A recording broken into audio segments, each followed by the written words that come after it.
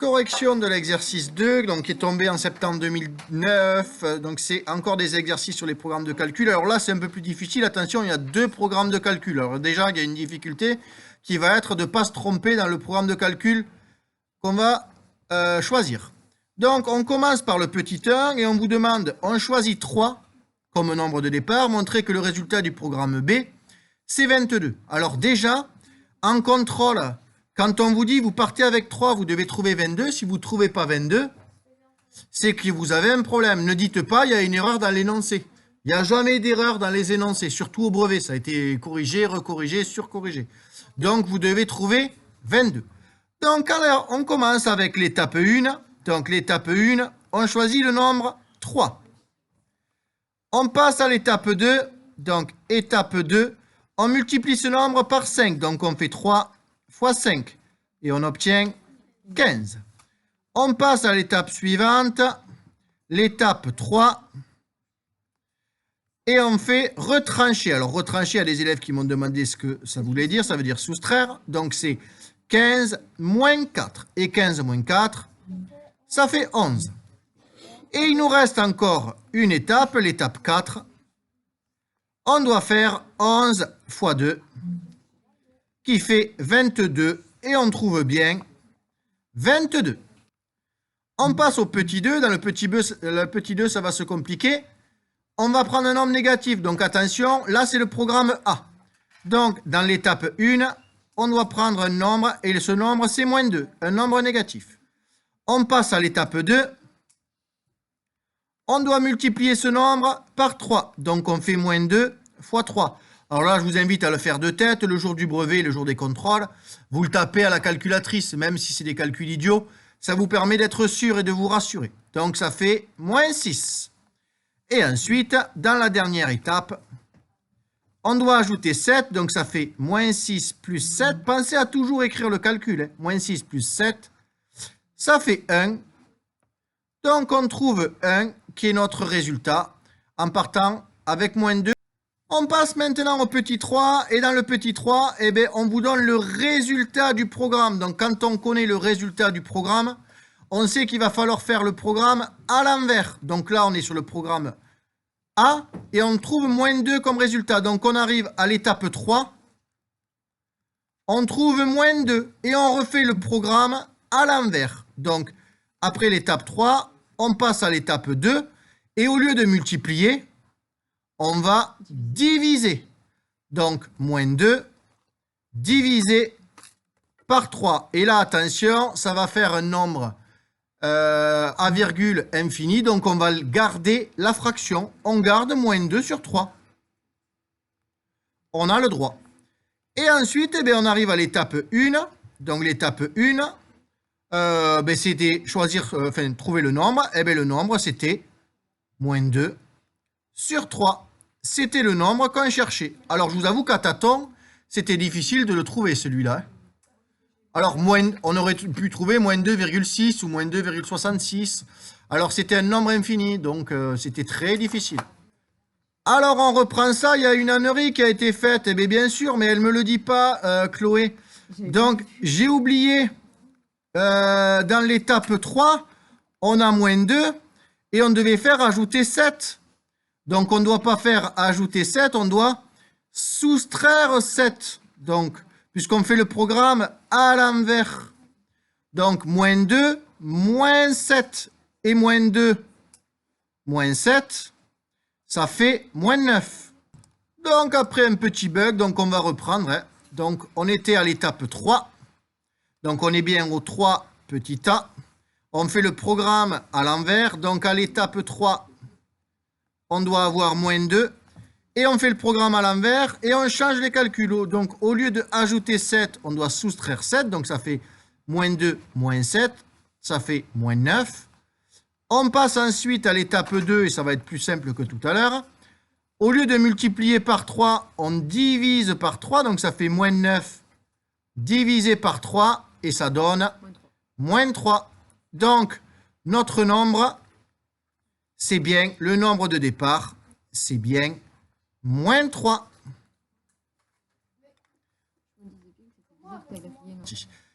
On passe maintenant au 3b. donc 3b, on doit avoir comme résultat du programme B 0. Donc l'étape 4, on doit obtenir 0. Et on doit faire le programme à l'envers, vu qu'on nous donnait le résultat final. Donc au lieu de multiplier par 2, on va diviser par 2. Et 0 divisé par 2, ça fait 0. On passe à l'étape d'avant, l'étape 3, où on devait retrancher 4. On ne fait pas retrancher 4, on fait l'inverse de retrancher qui est ajouter. Donc on fait 0 plus 4 et on trouve 4. On passe à l'étape 2 où on nous demandait de multiplier ce nombre par 5 et donc nous on doit diviser par 5. Donc 4 divisé par 5 et 4 divisé par 5, ça fait 0,8. Donc le nombre de départ, c'est 0,8 et on pense à bien l'encadrer. Très bien, alors la question 4, qui est quasiment hors programme parce qu'on n'a pas encore fait les équations, mais c'est une question très importante qui tombe régulièrement au brevet. Quand on a fait les programmes de calcul, on a souvent une dernière question comme ça, où on vous dit quel nombre doit-on choisir pour que les deux programmes soient identiques. Donc quand on a ça, eh bien, il faut faire les deux programmes avec la lettre X. Donc on va prendre le programme A, on va le faire avec X. Donc on prend, choisir un nombre, on va prendre X. Dans l'étape 2, multiplier ce nombre par 3, on va obtenir 3x. Et ensuite, dans l'étape 3, on doit ajouter 7, on a 3x plus 7. Ça, c'était le programme A. Donc, c'est-à-dire que le programme A, il peut être résumé en 3x plus 7. On passe au programme B qu'on va faire de la même façon avec x. Donc, l'étape 1, on prend le nombre x. Multiplier ce nombre par 5 dans l'étape 2, donc on va obtenir 5x. Dans l'étape 3, on doit retrancher 4. Donc, ça fait 5x moins 4. Et dans l'étape 4, on doit multiplier tout ça par 2. Donc, on doit avoir 5x moins 4 fois 2. Donc, tout ce qui est dans la parenthèse, on doit le multiplier par 2. Donc, on doit avoir 5x fois 2, ça fait 10x. Et moins 4 fois 2, ça fait moins 8. Donc, on va prendre du fluo. Le programme B, il est résumé en 10x moins 8. Et le programme A, il est résumé en 3x plus 7. Et en fait, nous, on veut que ces deux programmes soient égaux. Ça veut dire quoi? Donc, on veut que 3x plus 7, ce soit égal à 10x moins 8. Pardon. On veut que ces deux programmes soient identiques. Donc, on doit résoudre cette équation. Alors, résoudre une équation, c'est penser à une balance en équilibre. Dans notre équation qui est juste là, on a plusieurs termes. On a le terme en x. On a 3x ici et 10x ici. On a des termes en x. Et on a aussi des termes en nombre. Donc, plus 7 et moins 8. Résoudre une équation, c'est passer tous les termes d'une famille d'un côté du égal et tous les termes de l'autre famille de l'autre côté du égal. On va commencer avec les termes jaunes, c'est-à-dire les nombres. Donc, ce qui nous embête ici, on a un plus 7 ici et moins 8 ici. On veut mettre tous les nombres de ce côté. Donc, ça veut dire que ce plus 7, on veut l'enlever de gauche.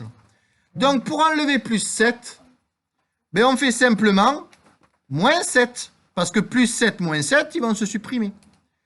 Mais on se rappelle qu'une équation, c'est une balance. Si je fais moins 7 d'un côté, je fais moins 7 de l'autre. Donc, ça veut dire quoi? Ça veut dire que maintenant, à gauche du égal, j'ai 3x plus 7 moins 7. Plus 7 moins 7, ça s'en va, il me reste 3x. Et de ce côté, il me reste 10x et moins 8 moins 7. moins 15. Donc maintenant, le problème, c'est les termes en x. On a un terme en x ici, un terme en x ici.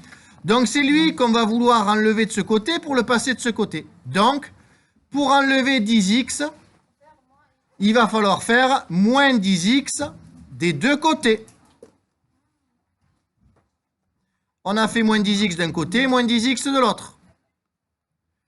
Donc, ce qui nous permet d'avoir à gauche du égal 3x moins 10x, ça fait moins 7x.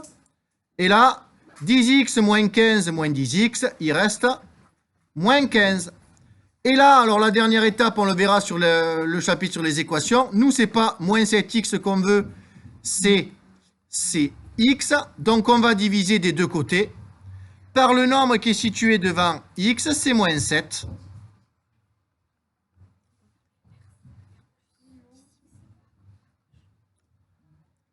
Donc, on a fait ce calcul-là. Il ne nous reste plus que x de ce côté.